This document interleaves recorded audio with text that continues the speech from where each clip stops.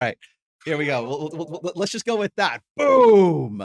It's a huge explosion. Floor is caving in, and an Axe body spray odor bomb cloud wafts out And the best the part mobile is, home park. And the best part is, it was a cat piss mobile home. So now we get the cats. It fits.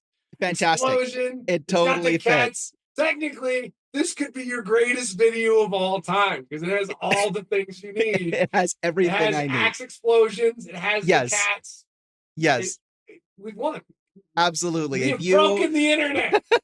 Richard and Luke have destroyed everything. We've done it. Hey everyone, this is Richard Wayland, owner and broker of the Imagination Brokerage, coming to you from our beautiful studio in Santa Ana, California. I am so excited to have on as my guest Lucas Thomas of RHM Real Financial Planning. We are about to have just the most incredible conversation about his wild stories in the industry. We're going to start off with the time that he got kicked off of a real estate podcast. But first, Lucas, why don't you tell us a little bit about yourself? Great. Hey guys, I'm Lucas Thomas, owner of RHM Real Financial Planning. RHM actually stands for Right Hand Man, which you'll start to understand what that means during the segments. But while I have you, I'm a financial planner with 3 pillars of wealth, which is real estate, paper assets, and business. Paper assets would be stocks and bonds. Real estate and business, you guys all understand those ones. But basically, just as a courtesy, I want to give everybody a free gift. I like to give out freebies to everybody I meet. So if you want that free gift, it'll be in the description below. Just click the link and we'll send you your free gift. All right. So Lucas, first thing I wanted to chat with you about is, the thing that first caught my attention about you was, we met at the Small Business Expo in Pasadena. And somebody that was working at your booth, so you weren't there yet, someone working at your booths was saying, oh, no, my boss, he doesn't do social media. He's not good with all that stuff. The one time he was on a real estate podcast, they said that the episode was unairable. and so I was like, oh, I got to meet this guy. I got to see what's going on here. And that's how you and I first started talking. So first things first, can you please tell me the podcast story?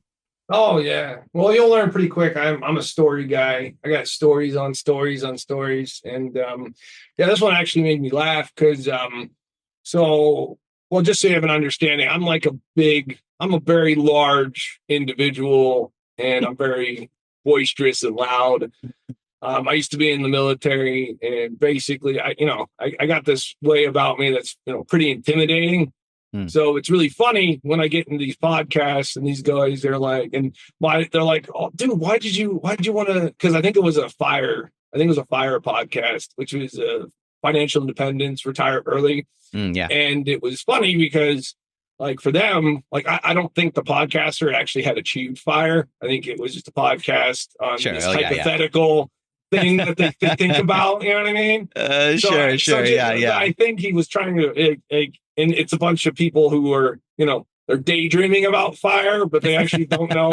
And it's funny because these are the types of people that like as soon as they stop working and they're left alone with their own minds, that they kind of just are like, what do I do with myself all day? I'm like, that's a good question because I've actually helped people achieve fire. Yeah. And the worst thing that happens to them is once they become unemployed and they realize they have all this free time, they actually don't know what to do with themselves. Oh, wow. Yeah. And I always tell people, it's very important to have a goal, because achieving the fire is the milestone. But then what are you actually going to do? Because most people that achieve fire, if you read about it, they always end up getting back into work or a passion product, anything to just keep the boredom at bay. That's the thing about money. No, I just to interject really quickly, I remember reading something interesting that they did some sort of psychological study on people who had just won the lottery and found that 6 months after winning the lottery, people are generally less happy than people 6 months after being crippled in a horrible car accident. That it's basically, something where all that, there's nothing that makes you less happy than both being unhappy and realizing that like all of your problems were taken away. And so you're supposed to be happy right now. And the more there's that supposed to be happy that kind of like weighs on you, the more you start to flounder and you don't really know what you want to do next. Yeah. Well, I think it's like I think it's for me personally, I think it's it's the goal. Seeking the goal makes them happy. Right. Once they realize the goal doesn't actually make them happy, then it's an internal issue. So I feel like I see that a lot with clients, is where they're like, the goal itself distracts them from the fact that they're unhappy. And so it's almost like they're, just trying to hide the fact that they're unhappy. And then they get to the goal and they're like, oh, wow, I'm still the same miserable bastard I was 10 minutes ago. And you're like, yes, right. I've been saying that for years. Whether or not you had money or not, you're still a miserable bastard. You got a problem here, man. The issue's not the money. The issue is that you're miserable up here. I don't know what to tell you, man. So that's so. But anyway, the podcast story. So anyway, I actually know what I wanted to do with fire. Like for me, it's like, I'm pretty simple I just want simple things in life, right?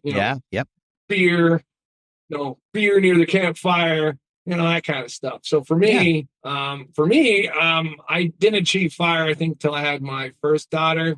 I was achieving fire, simultaneously with my first daughter. And so basically I was on the podcast and they're like, oh man, you've achieved fire. What do you do with it? And I'm like, oh dude, naps. Naps are the greatest thing I've ever done once I achieve fire. Like the whole point of achieving fire is if it's 1 p.m. in the afternoon and I want to take a nap, well, guess what? I achieved fire. I can take a nap today. What about your clients? It doesn't matter. I've achieved fire today. I'm going to take a nap. And then I have daughters now. And then my daughter at the time was like, a year old, and she takes naps every day. And I'm like, cool. I'm going to take a nap with my daughter because she's adorable. She sleeps better when she, has a warm entity next to her. No, this is so good nice. time. So I take a nap with her. And then you only take 30, 40-minute naps because, if you go longer than that, then you get like a weird drowsy sensation. So you don't want to, it has to be a 30, 40-minute nap. Now, get back to work. And apparently I just said the worst thing ever in a fire podcast was, wait, you achieve fire and you accomplish your ultimate goal, and it's naps. And I'm like, what else is there? Like what? Yeah. What horrible thing do you want me to say that why do you want to achieve fire? And I'm like, I think his expectation, his head was achieve fire, go to Las Vegas, which is ironic because I live in Las Vegas. Go to Las Vegas and snort cocaine off a stripper. That was the goal of fire. And I'm like, well, that's your goal of fire. Sure. You sound very similar to the miserable bastard guy, right? That's the goal, is to go you're gonna go do that? What? That I know that's only cool for a weekend. You know what I mean? Right. That's not a long-term financial goal. Sure. Plan inside fire. You know what I mean? So anyway, so we end up talking for 45 minutes, and I'm like, oh, cool. When's the podcast gonna start? Or are you gonna edit this? And he's oh no, I can't use any of this because you achieve fire to get naps. And I'm like, no, dude. What do you mean? It makes no sense to me that your goal is ridiculous to me. I mean, you achieve fire, and then what? You're gonna just go waste time and money with it makes no sense. If that's your goal, man, I mean, but how long can you keep that up? You know what I mean? Sure. I get it. I can take naps until I'm in my 90s. You know what I mean? You think I'm going to be able to do stripper nightclubs, until I'm in my 90s? There's a shelf life on that. I'll probably get to my 40s. And then have a heart attack. You know what I mean? No, I got you. No, I mean, and I think that is one of the reasons why, famously, people who achieve a lot of success very young end up burning out by their late 20s. You know what I mean? They end up, overindulging in all those different things. And then again, realizing that there's still that emptiness inside. There's still that, something that's kind of nagging away at them. And the more they try to throw money at it, the more kind of desperate they get until they use drugs until they're gone. Which I guess is sort of like, one of the reasons why, like, for me, it's so important to kind of really talk about kind of mental health when it comes to success and work, and especially in like a career like ours. There's a line in the 7 Habits of Highly Effective People that I actually, think back to a lot, which is it's early in the book. He says, some people climb up a ladder only to realize that the ladder was in the wrong spot the whole time. They need to climb all the way back down and move the ladder and then start again, and so, like, I think that there's a lot of that kind of lines up with, I guess, sort of the way you kind of discover happiness in your life. And I know, like, speaking as a father with a 4.5-year-old daughter, like, I don't think I could have even really comprehended like the level of happiness that she brings me. Not to say that like parenthood is like the end all be all of happiness for everyone. You know what I mean? But like, until you kind of like know what that thing is for you, what that goal is, then all of it's for nothing. Like, there's no point in climbing up that ladder if you don't have that thing to be working towards that like brings you true peace and joy. Yeah. And it doesn't have, like you said, it doesn't have to be kids. It could be a charity. It could be like a grant program. I mean, it's something that you're passionate about that, keeps you going once you're basically fired, or once you achieve fire. Sure. I mean, it's just like, I mean, that's just what you got to do. And that's what I always tell people. It's like, I mean, you got to like, and that's the thing, you got to do it early. Like I said, you don't have to have like a very specific plan of what you're going to do, but at least have an idea. Because otherwise you end up, it's like, I'm on the top of the world. And, there's nothing more exciting than watch you, fall down in a hail of fury and fire. Right back to the bottom with the rest of us. You know what I mean? Right. It's just like, oh, man, look at that. Right. He got up there. Whoa. Oh, yeah. That? Man. Yeah. A cautionary tale for everybody else. So speaking of which, let's go back to kind of the beginning. You mentioned a little bit that, your first career was the military. And then, when did you start realizing that you wanted to invest in real estate? Was that while you were still in the military or after? So I ended up in the National Guard. So basically I was like doing military during school. And then basically my whole thing was that I didn't want bosses anymore. So basically I just went to the internet like a savvy millennial. I guess I'm a millennial. No one believes I'm a millennial, but there's like, you're too grumpy to be a millennial. I'm like, sure. Anyway, so I go, as a good millennial, I go to the internet and I say, what are the top ways to make money? And then basically it's funny because you go through like, and I'm sure everyone in the podcast or in the world, they've done this before and they go, what's the best way to make money over long term? And it's like, start a business. And you're like 80% fail rate. And you're like, I don't know if I want to go into the business with an 80% fail rate. What else you guys got? And then it's like paper assets. And it's like, be like Warren Buffett. And I'm like, but Warren Buffett was successful because he had strategies that worked, 100 years ago. The problem is those strategies are gone now. You know what I mean? Right. Yeah. So it's like, I mean, they work fundamentally, but they don't work in the same way as if you start at the beginning. You know what I mean? So So paper assets in general is like luck of the draw, right? Sure. Like you either become like a hardcore, and that's why I always get in fights with paper asset guys because they're just like, oh yeah, here's what you got to do, dude. You're gonna become a day trader. I'm like, okay, sure. So you want me to sit on my computer for hours on end creating algorithms? Right. And chats and AI bots. And you want me to stare at 16 different monitors at all times. Yeah. And that's what I do all day. And they go and wake up at 3 a.m. to do all of this. Oh yeah, because you gotta be on the New York Stock Exchange. Because if you're not an EST or ET, you're wrong. Right. So yeah. Anyway, it's like that's the lifestyle. And you go, well, dude, that's cool. That makes millions of dollars. But like out of which one of you like out of all the day traders, how much of the actual, I've never actually looked this up, I should, is what's the actual success of day traders versus not success day traders? Like, Oh, sure. like what's the middle man doing? You know what I mean? Because I'm sure, Right.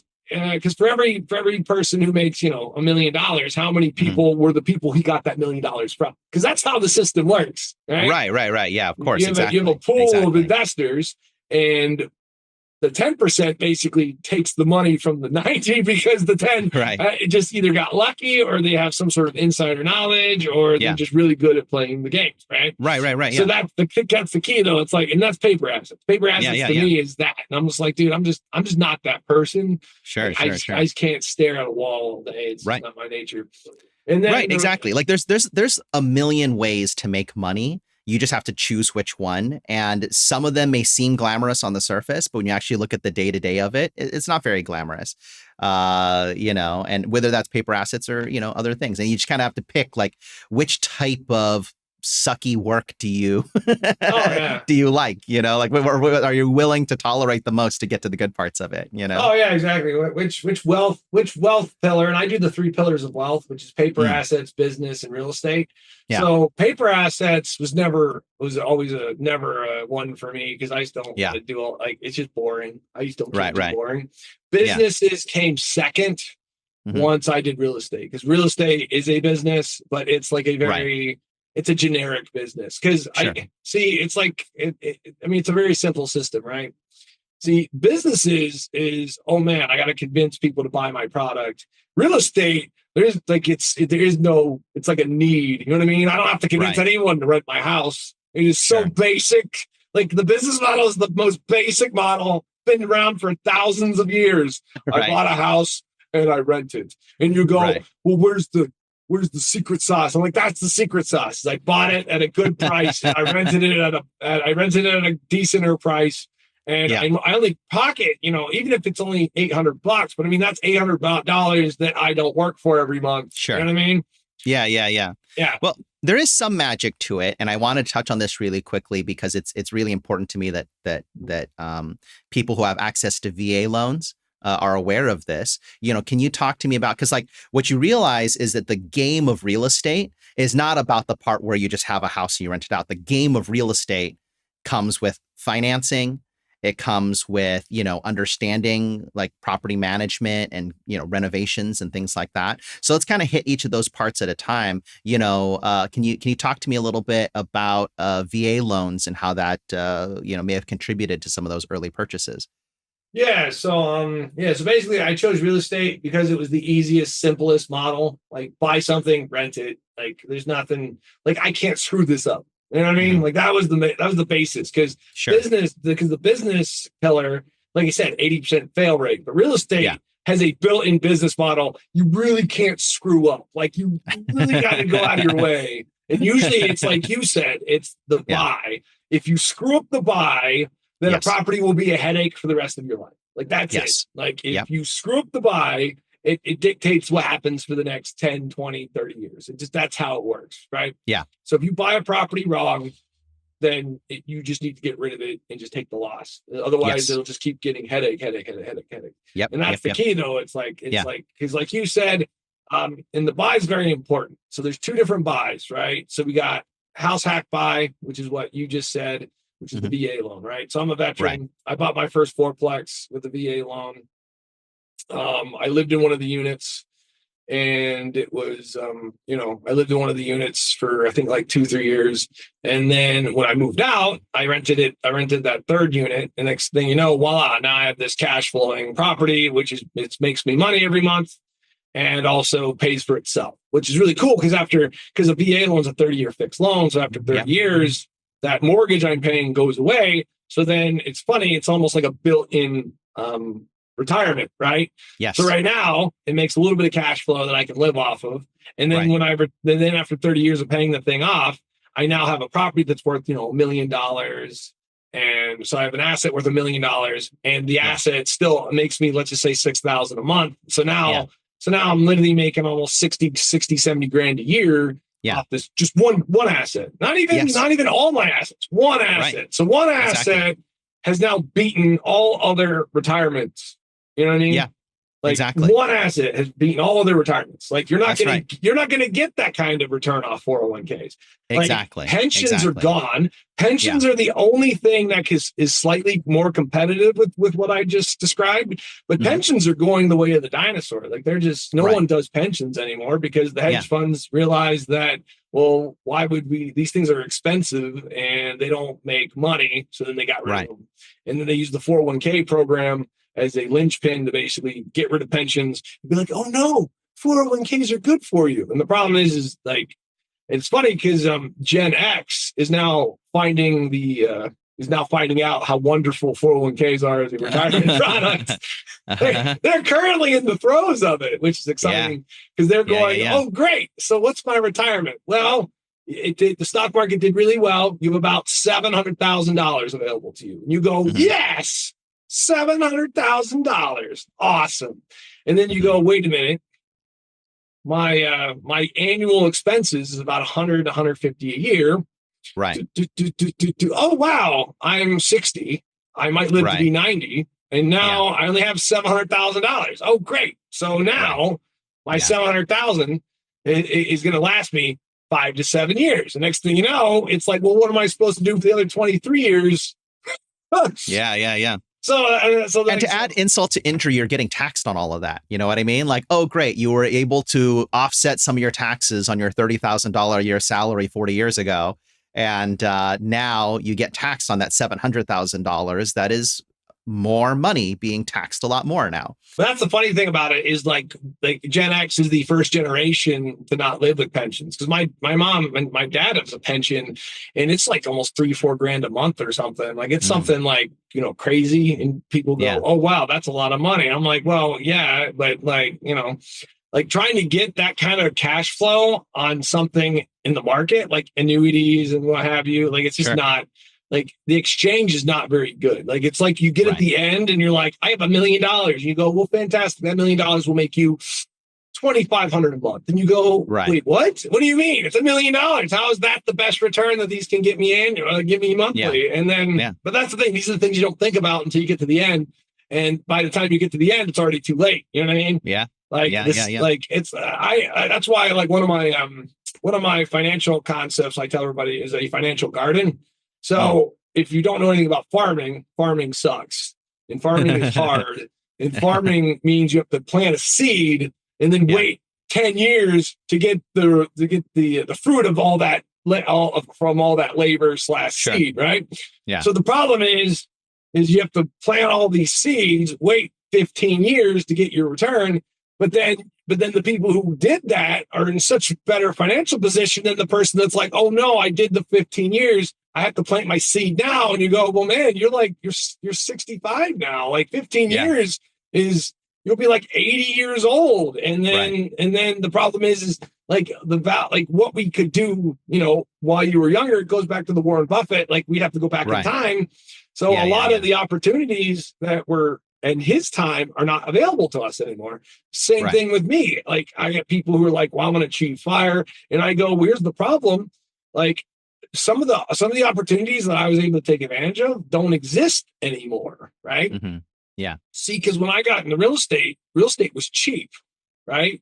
Yeah. I got into real estate in like 2012. You know what I mean? 2012, when like some of these houses, like if everybody wants to feel bad, not that I want to make your audience feel bad, Richard, but if you want to feel bad, go back to 2012 and look at all the housing prices from 2012. Sure. And then just feel sad. You know what I mean? Because my very first house I ever bought was $40,000. Right. It wasn't even a house. It was a condo. I bought a condo for $40,000 cash. Right. That was one of my very first investments. Sure. Right. Sure. I sold it 2 years later for 80 and I bought 2 other houses with it. I did the monopoly model. I got my money, bought it, sold something else, bought 2 things of other things. Sure. But it's funny. So that condo today, I just looked at it for fun. Because it's funny. It's the only property I've ever sold myself. I don't usually sell my own properties. I keep them forever. Of course. Because there's no benefit because you can always do a cash out refi. What I learned later in my career was you keep assets, move paper. Never sell Right. anything. There's no benefit to Yeah. selling, because especially if you have someone paying the mortgage, it's basically free money. It's a non-taxable event. You get the money tax-free because it's a loan. You can use whatever you want for it, and then someone else is paying the mortgage, which basically makes it free money. Right. Like, why would you ever sell the goose that lays the golden eggs? Anyway, Right. the long story short was, I looked at that property today, and now it's worth like $250,000. You know what I mean? Sure. Like, so that sucks, because like, we can't, like, the today's people can't go back and redo the model that I myself took advantage of, 15 years ago. And that's that's why it makes me sad sometimes, because it's like, hey, how do I achieve fire? And it's like, well, no, because every year or two, like, you have an opportunity, and then the dumb money, and I call it dumb money. So there's smart money and there's dumb money. Yeah. And if you hang out in my world long enough, you'll figure out dumb money is when you're getting hot tips from your hairdresser about stocks. And you're like, oh man, if I'm getting hot tips from my hairdresser, that means I need to get out of that stock as soon as humanly possible. Yes. Because the dumb money has arrived. Yeah. And it's only a matter of time before the dumbest money gets in. And then there's a saying in Southeast Asia, if your cab driver gives you investment advice, that's when it's time to get out. Oh, yeah. And so, and she was saying that in the context, like, she always listens. She's like, hey, yeah, tell me what your investment advice is. And then she like immediately phones up her managers, and it's like, I want you to sell this, and this, because the cab driver told me to buy them. No, we've hit the apex of the run. Okay. Like there's no one else who can buy this thing. We have physically run out of bodies. You know what I mean? Like, there's no human beings left that will buy these. Okay.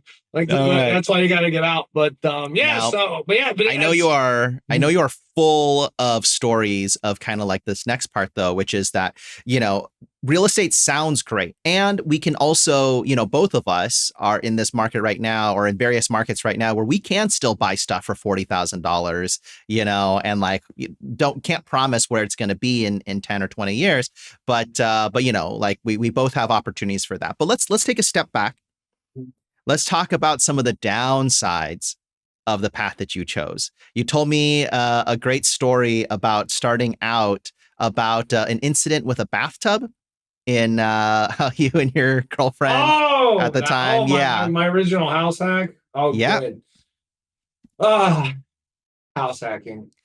House hacking, buddy. Let's do it. Let's get into it. I think I don't know if you thought we were going to just kind of not cover that today, but house hacking, the joys of house hacking. House hacking is one of those glorified things. You know what I'm talking about? So So there's two models in house hacking.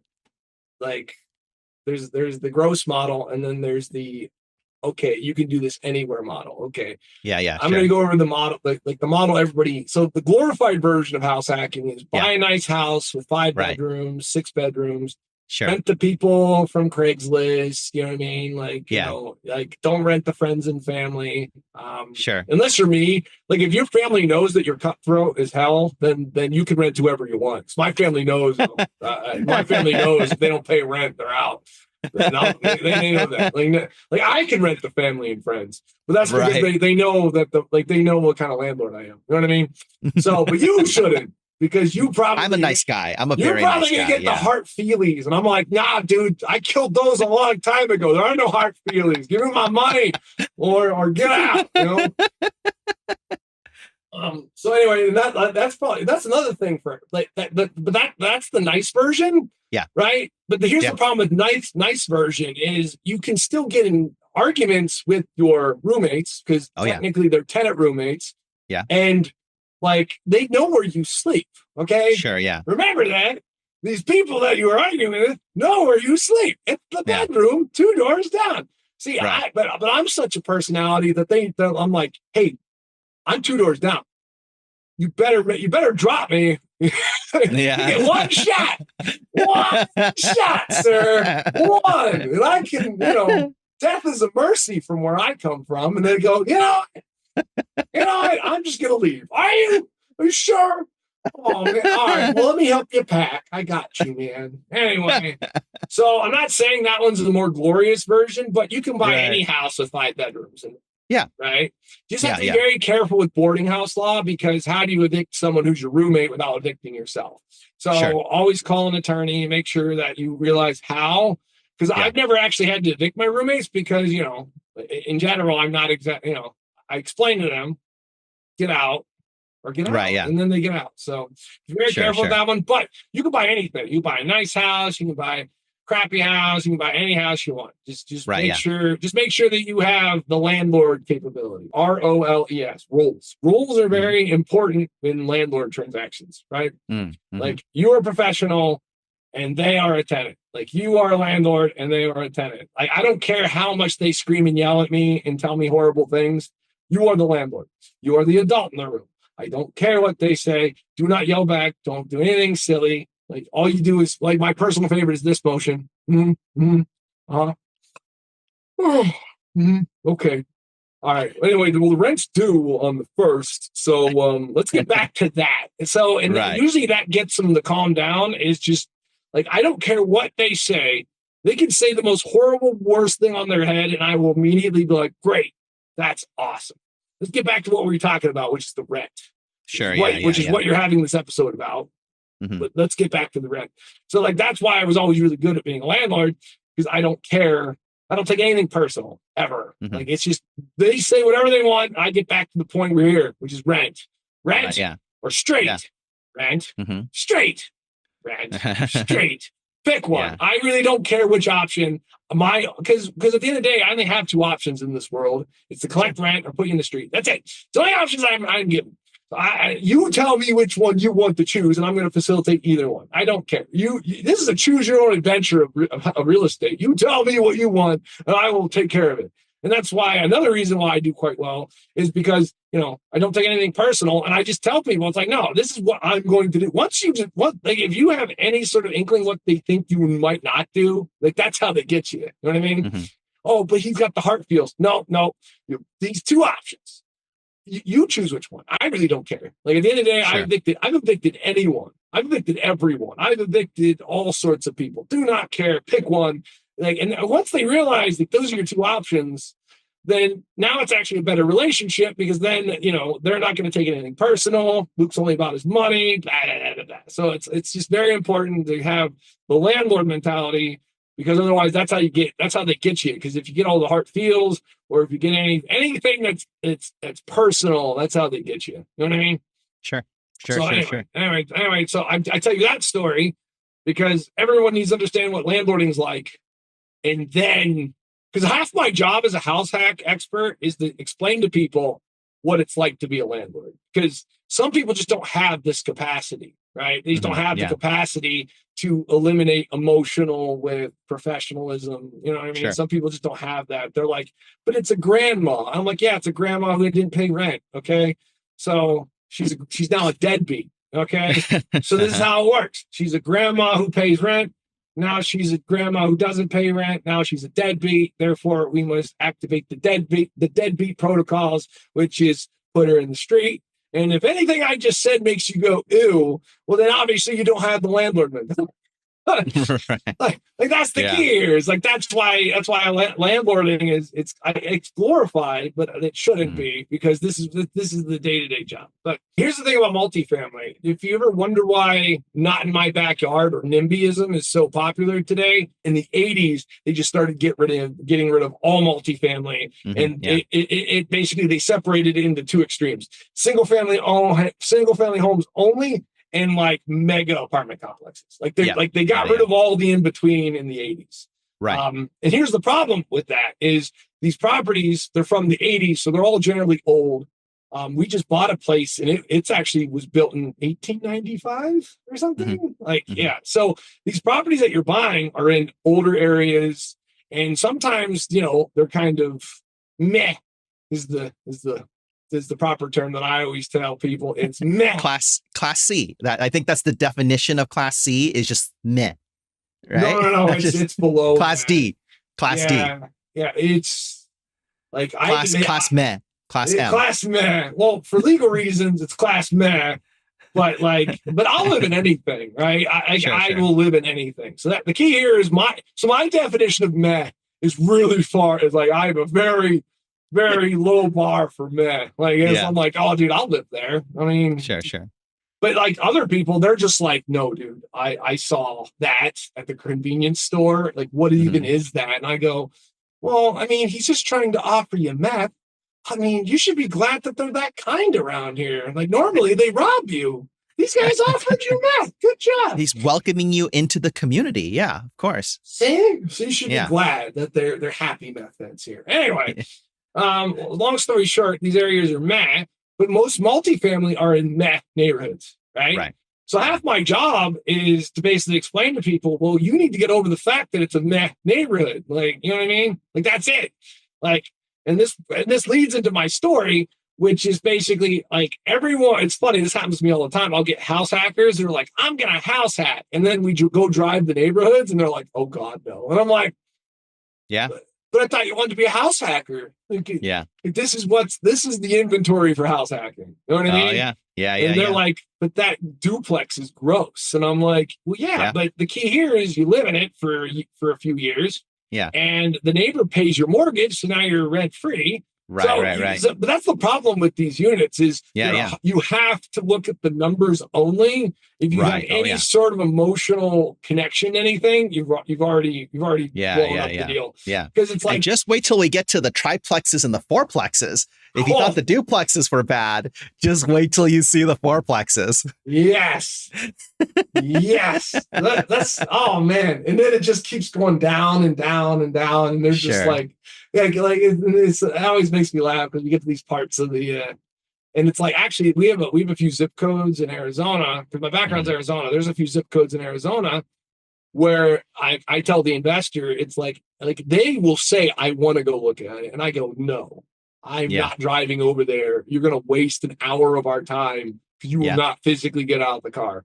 And and it's funny to me because I get there and I'm like, I even tell them, I'm like, you owe me lunch. If you are willing to get out of the car and go look at it, then I owe you lunch. And we do a bet on lunch. And every time I drive by and I'm like, hey, you want to get out? And they're like, no, just keep driving. I'll pay for lunch. Are you sure? Are you sure? Like sometimes I'll even stop, get out, and I'll go shake hands with the local meth head just to be like, yeah, man, my investor in there. I will embarrass the crap out of them. Oh, sure. Because I think it's funny. Yeah. But yeah, anyway, long story short, you have to understand the world that I inhabit before you start getting into the story. So sure. I bought a fourplex. And it was funny because, I heard the telltale signs of, hello, sir, you must come out of the property with your hands up. I'm like, oh, crap. Not another one. Baby, bye. There's going to be a shootout. We got to get in the bathtub. Anyway, so if everyone knows, like, obviously, the bathtub in the center of your home is the best place to be. Preferably, it's a metal tub. It's the best place to be where you won't catch a stray bullet. So this everyone. That is the best thing about those old vintage homes is the cast iron enameled bathtub is bulletproof. I mean, these brand new places, if you bought a place that was, built in the 2000s, it's just fiberglass. It's nothing. Bullets will rip right through that. But, it's all about these old pre-1980s bathtubs. Those are the ones that'll really keep you safe. Oh, and the building themselves. Like, you don't get the red brick and the cinder block. And I love red brick. Actually, I own a property specifically. It's funny.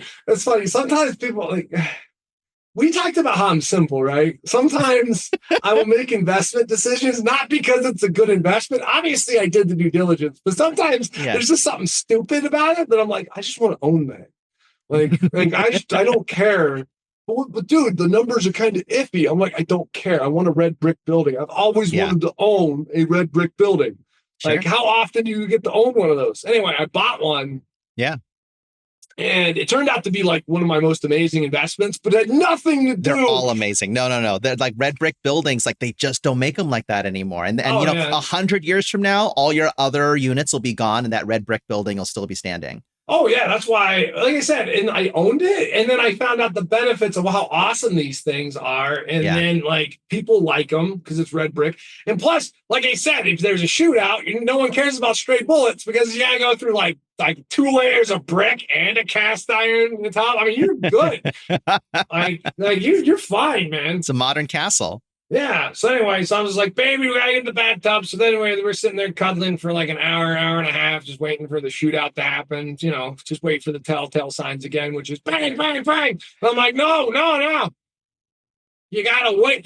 They always shoot one at the end. Like it's like, firecrackers. You know what I mean? Like they'll set off 50,000 firecrackers, then they'll stop. And then like 5 seconds, like 5 minutes later, they'll be like, and, like hot. Yeah, that's the one we're waiting for. Is that last firecracker. And then like a minute and a half later, pop. I'm like, there we go. Baby, let's go eat out tonight. I think we deserve it. You know what I mean? And that's the thing though. I've just been a landlord for so long that none of that affects me anymore. I'm just like, that's just the business. You know what I mean? That woman is an angel for staying with you after that and actually marrying you. Like what an incredible human being. Yeah. Yeah. Well, it's because well, she sees the long game, right? Like it's not like I'm making these decisions because I'm an idiot. No, she sees the value in the long run.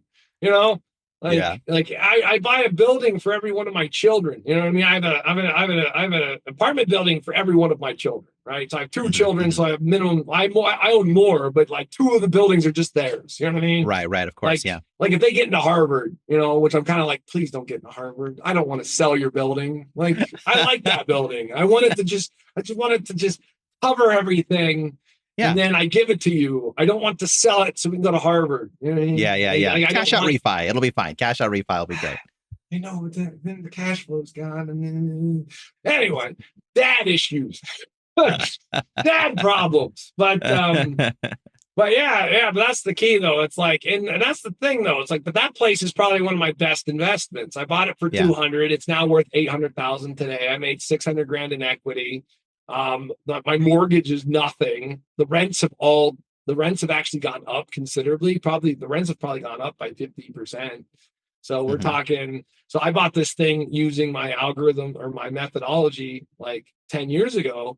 Sure. And the crazy part is it made good money back then. But then all the fixed costs stayed the same and the rents just went up. So now this investment I made 10 years ago is making way more money than I ever anticipated. And that was not the original goal. The goal was, oh man, this makes good money based off my cash flow today.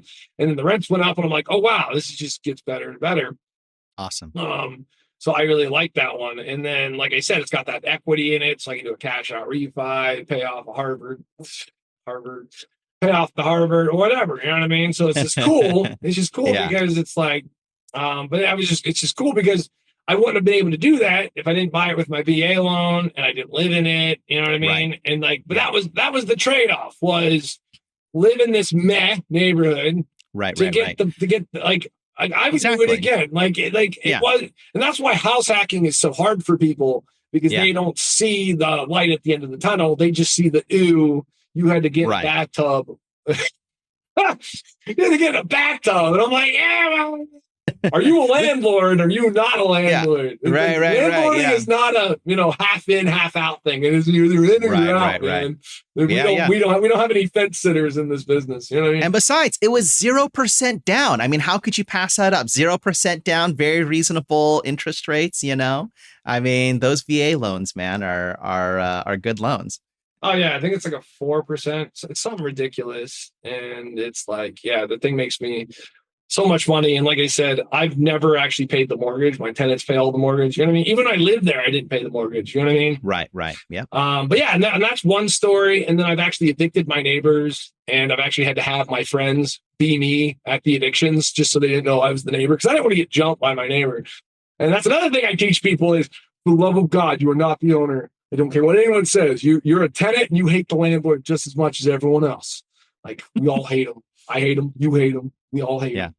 And so I have a whole system for that, because I mean, that's happened to me before. I've done a few house hacks where we took security deposits and the tenants came back and vandalized the units. And I'm like, well, thank God, man. Thank God he didn't know that you were the landlord 2 doors down. Sure. Like, that happens all the time. So house hacking is not for the faint of heart. Like, it's but then again, I think a lot of real estate is they glorify it.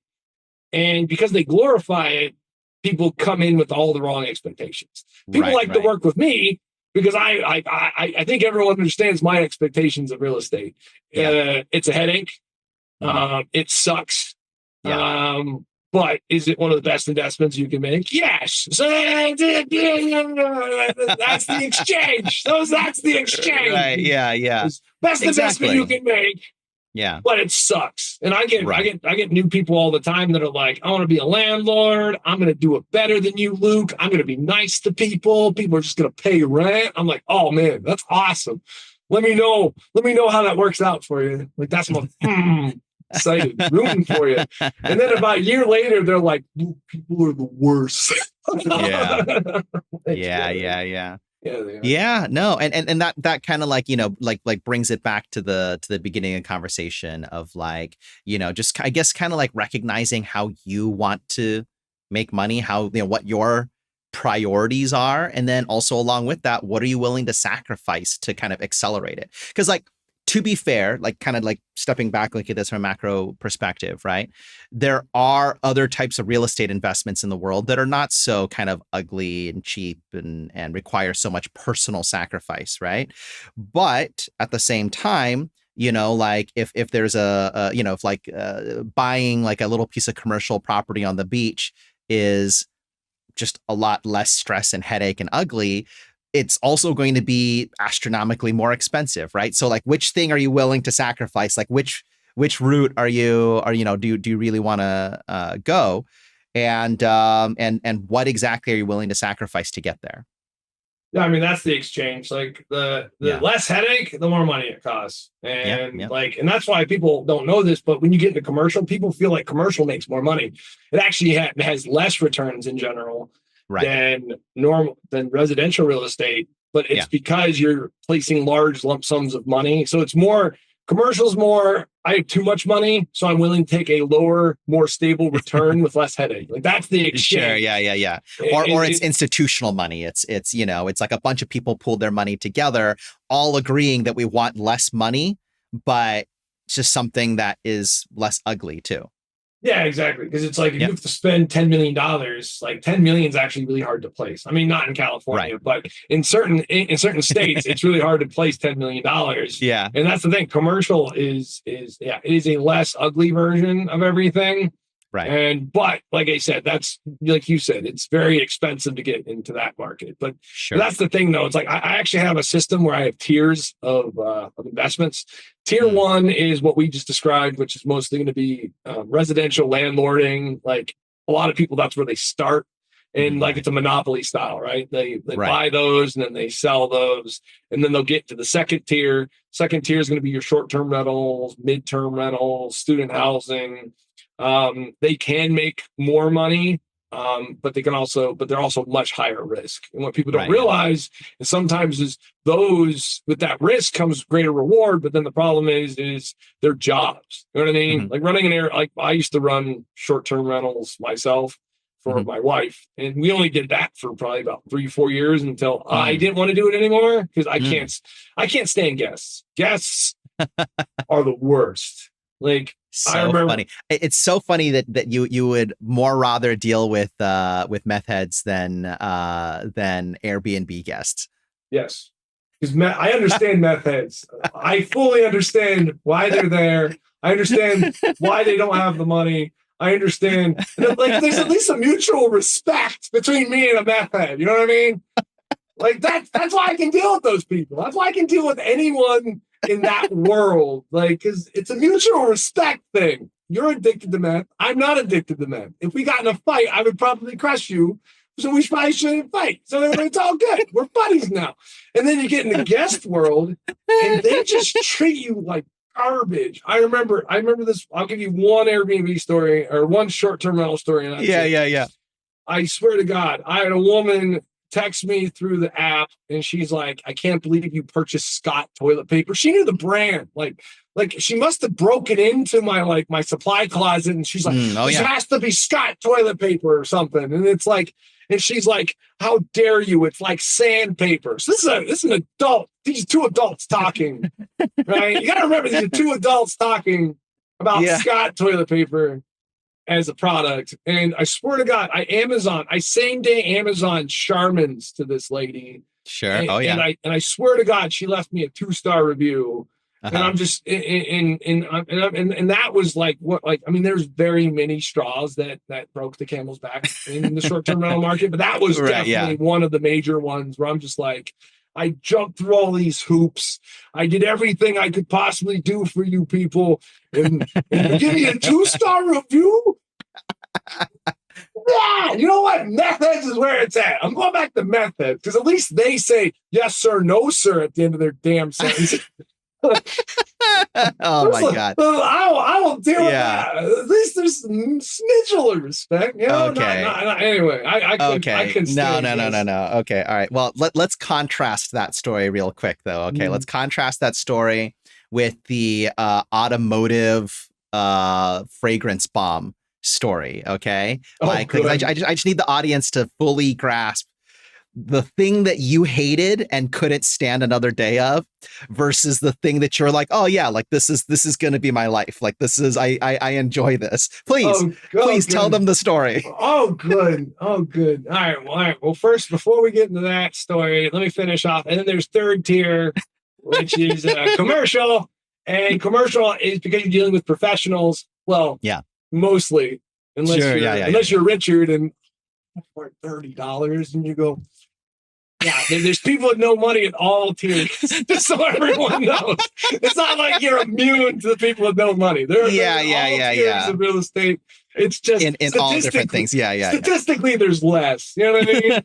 Like statistically, you get like as the headaches, as you go up in the world, the headaches get less. But but then the headaches get worse because then everyone has money, and then there's like lawsuits. And I always tell people. Lawsuits will, I don't care what your ROI is. If there's a lawsuit, like you now have negative, your kids will have negative ROI now on that property. Yeah. So, but anyway, yeah, just tell me.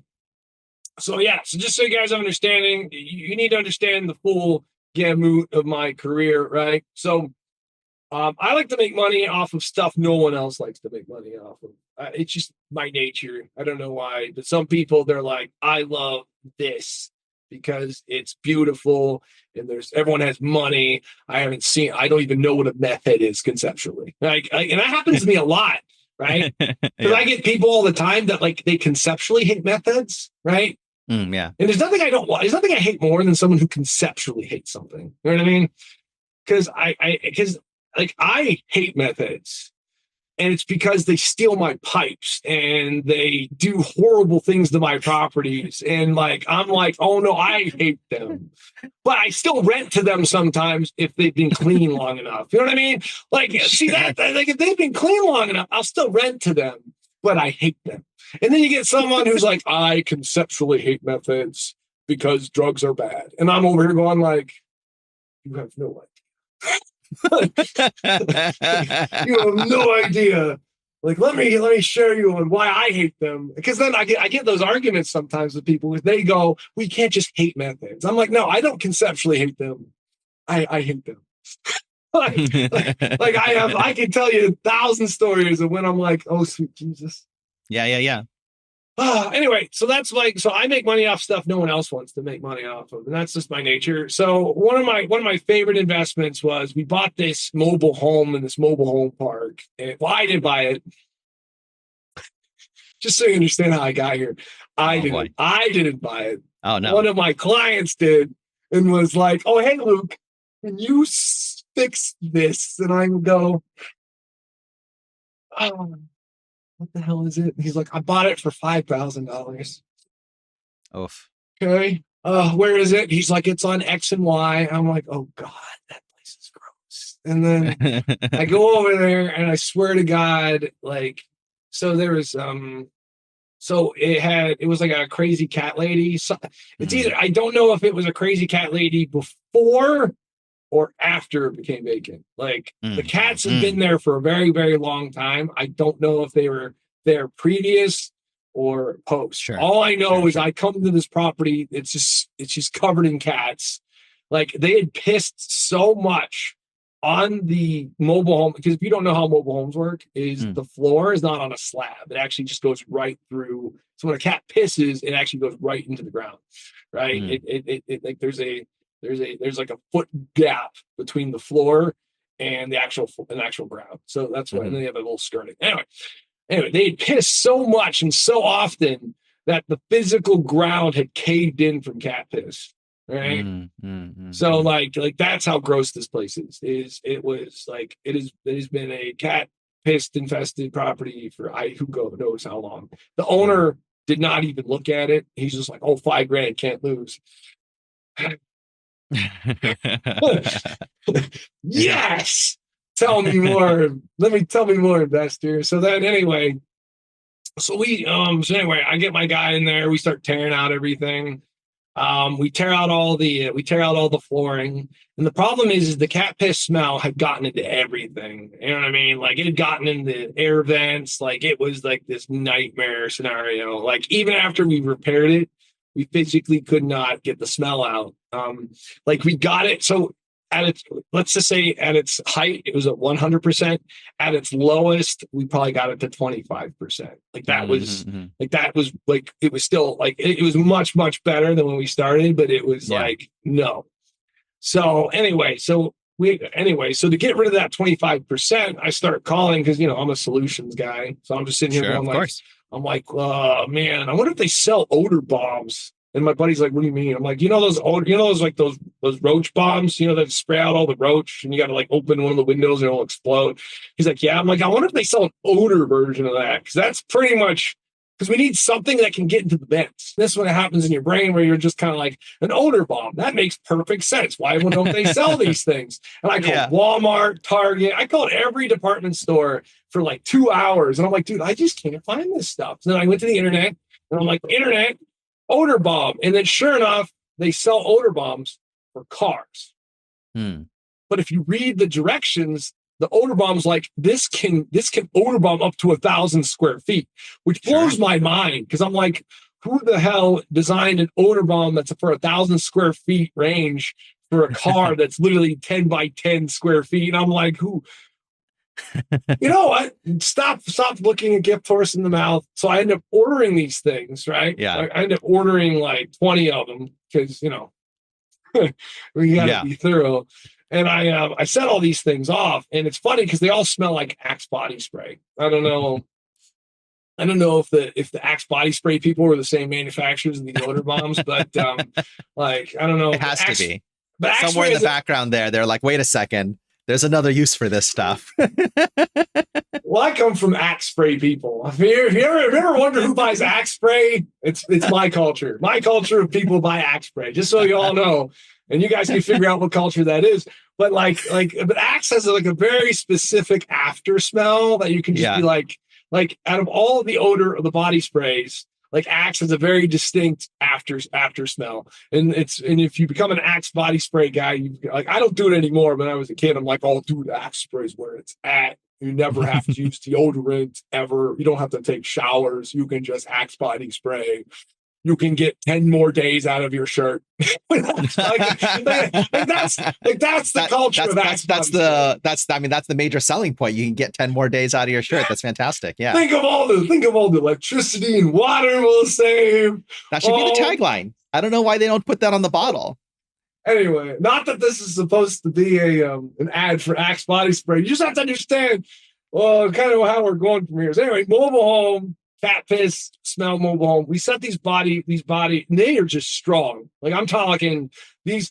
It's funny. So like we completely destroyed the piss smell, but now the house literally smells like Axe body spray. Like even after because it took us like 6 months to sell the place, right? Because it was still gross.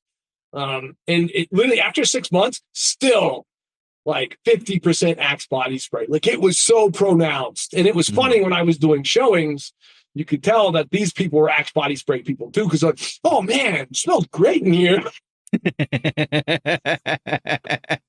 I was like, this is awesome. It's a major selling feature now. Yeah. Yeah. No, we ended up giving one of the tenants, or they didn't become, or one of the buyers, we ended up giving them we did an extra one. So we ended up giving them an odor bomb because I'm like, what the hell am I going to do with it? So it's like, oh yeah, here, have a free odor bomb.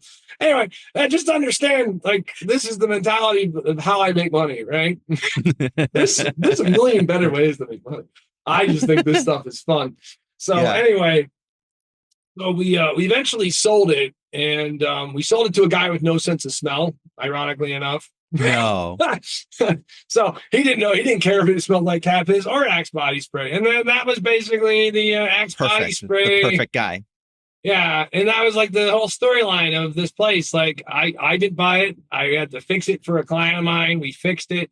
I mean, I don't think he made any money on the deal. I can't remember. It's been so long. But yeah, that was, oh, and then the neighbor burned down as we were selling it, and that Oh also my didn't God. help. Yeah, so Oh my well, gosh. methods had broken in, and it didn't have electricity, so they used candles.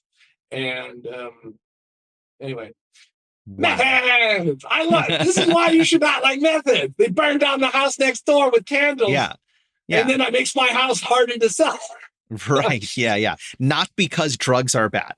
I mean, like anyone who just says drugs are bad, they're just nerds. But when you hate fires next door to your unit, that is bad. And that is something that deserves hate. Yeah. Well, like I said, I'm very stiff with hate. Like I don't hate anyone. I love everybody, which is why I do really well in my job because I don't hate anyone. You literally have to go. You got to go through an application process for me to hate you as a person or as a people. You know what I mean? Like Right. Yeah. people. Like it's not like like I said, I still even rent to the guys. Like if you've been clean for a certain amount of years, I'll still rent to you, and I'll just be like, and then I will talk so much crap, be like, man. Yeah, remember when remember the good old days we used to burn my houses down? They're like, oh yeah, remember those days? Those were the good days. No, it wasn't. You're sober now, and now you gotta deal with the meat hook realities of life. How dare you? Anyway, but yeah. No, I mean, just in case people are here feeling like some of your stories make you seem a little rough around the edges there. I mean, you are such a genuine guy, such a nice guy. And I know that you do make an effort to rent homes to people that kind of regardless of their past, if you have that instinct that they're going to be, like good tenants for you and not regress back to their old ways, you give them an opportunity when a lot of other people won't. Yeah. I believe that. I mean, like tenants are a thing. So I rent to everyone. I rent to everybody all the time. It just doesn't matter because you never know. You never know. Like I said, I'm 100%. See, everyone's like this and that, and I'm over here like, dude, everyone's green at the end of the day. As long as they can pay rent, I really don't care where you come from. I don't care where you come from. I don't care what you do. As long as you're green and the money and the rent clears, I really don't care, right? I don't make no judgment. I don't make any judgment statements ever. No judgment ever. Don't care. As long as the money clears, I really don't care how you live your life. It's not my job. It's not my job to, do anything. I only have one job: collect rent, maintenance requests. That's it. Other than that, leave me the hell alone. That's all I ever wanted in my life, is to be left alone. And if you break that one rule, which is don't leave me alone, and it's not a maintenance request, that's when I get unhappy. And that's when you start getting on the I hate you process. Like, why? Like, why are you calling me about this? This has nothing to do, like, because they'll call you about some of the craziest things that have nothing to do with you and at all ever. Amazing. Fantastic. Well, Lucas, I've taken enough of your time for this one. I really, really appreciate you joining me today and sharing some of your kind of unique perspective. I know that sometimes people who follow these types of programs are getting themselves all kind of wrapped up into, I guess, like, as you said, kind of the romantic, like amazing, cool fantasy of what it's like to be a landlord. And it's nice. It's very helpful. I know it provides a helpful service to just kind of show people that there are some ugly sides to it. And there's ugly parts to pretty much all of it. Like, doesn't matter whether you're up here or down here or whatever. Like there's definitely some difficult, ugly parts to it. But you know what? When they hire the right people, learn from the right people, and have the correct expectations, it is still a really good way to go. It can be still a really good way to go for the people who are ready for those challenges. Yeah, the people who fail the most are the ones with the wrong expectations, right? It's just like, actually, I get in that argument with a lot of people because they're like, well, my requirements for tenants is this. And I'm like, well, fantastic. You just eliminated 75% of the neighborhood. Yeah. And they go, what do you mean? I'm like, dude, the FICO score is meaningless to whether or not they'll pay rent. You know what I mean? Yeah. Like people Yeah. have like certain FICO requirements, and I'm like, you can't do that in this neighborhood. FICO, like the average FICO for this area is 500. Okay, Right. and then you immediately eliminate X, Y, and Z from the running, and you're like, well, dude, that's just a silly standard. Like, there's no way I could find a human being that fits that. That's you know what I mean. Like what your standards are, and that's the thing with me. Is like I said, everyone's green in my world, right? Yeah. Like every application is completely custom. Like I have no standard, you know, I have no standard. Get rid of it. Like, no, that app's not good, right? Because you just can't do that in some markets. And in some markets, it's like, yeah, you can do that all day because, you know, you have 6 clients. They're trying to get in the local school zone. And you're basically picking which is the best of this litter. You know what I mean? Versus like, hey, you just, you know, but that's the expectations, right? Expectation 1 is like, and that's why people screw up is because they get into X thinking Y. And it's like, well, no, that model works for that tier of real estate. Right. Not this tier. So you have to have this certain expectations. Like for me, like we just discussed, I will deal with meth heads any day of the week rather than a guest, because guests are just, that's like my personality. My personality is not fit in that tier of real estate. Like that's how bad it is. Like it's so bad, I would actually hire a property manager to deal with guests than just so I don't have to. Like that's how much I hate it. But that's the kind of like when you get into real estate, you got to figure out real estate is a personality. It's like almost like a personality test, right? You end up in the real estate that makes you money, but that you can tolerate, right? Because none of them are great, right? They're all like I'm not going to glorify any of these tiers ever because they all are annoying in their own little special ways, and they're all. And I always tell people, you get into the real estate that you can tolerate, right? So there's certain real estate I just can't tolerate. I can't even imagine what it would like to be dealing with, you know, someone who yells at me about Scott toilet paper. You know what I mean? Like I couldn't imagine running 100 of those and just being like because at least 20 to 30% of those people are probably just like those Scott toilet paper people are probably like 20% of your base. And it's like, I don't know if I could deal with them on a regular basis. You know what I mean? So if you take anything away from this podcast with me is that like you pick the real estate that you can tolerate. And I use the word tolerate very specifically because there's nothing in real estate makes me go, oh man, this is the greatest job in the world. It's all daisies and unicorns and rainbows. No, that is the least worst way for me personally to make money. So fantastic. Hey everybody, thanks so much for joining me again. You know, I'm Richard Wayland, owner and broker of the Imagination Brokerage. This is Lucas Thomas, owner of RHM. You know, Thomas, where can they find out some more information about you? Great. Thanks for having me, Richard. My name is Lucas Thomas of RHM Real Financial Planning. I'm a financial planner who specializes in the 3 pillars of wealth. So that's going to be businesses, real estate, and paper assets. If you want to learn more about those different pillars, I have actually a free gift in the description below. All you got to do is click it, give me some information, and I will send you your free gift. And you can learn more about those 3 pillars and how to be successful, because as we all know, diversification is key when building a portfolio, whether or not it's real estate, stocks, bonds, or owning multiple businesses, from franchises to my personal favorite, absentee owner businesses. That's my personal favorite. But yeah, in description below. Thanks for watching.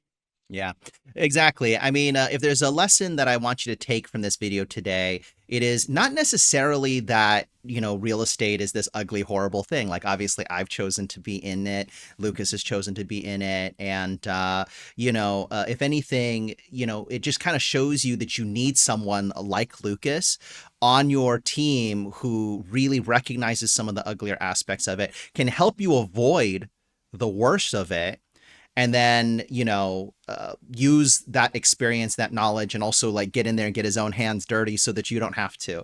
And, he's got all these lessons packed up in some incredible, educational pieces about just overall financial planning, of which like real estate is a big part. But he is a financial planner as well that can kind of help you figure out your whole picture, regardless of where you are in your life. So please do, check out that link below to get, just one little free taste of the kind of education that he offers. In the meantime, again, thank you so much all for joining us today. You can, go to our website, imaginationbroker.com, find the Imagination Brokerage on TikTok, LinkedIn, Facebook, YouTube. We're everywhere. And if you're looking to invest in real estate, send me a message, or if you're interested in learning more about Lucas, send me a message. I'll make sure that he gets in touch with you personally. And and if you're looking to buy, sell, or invest in Southern California, please do reach out. Again, my name is Richard Wayland. Thank you so much for joining us today.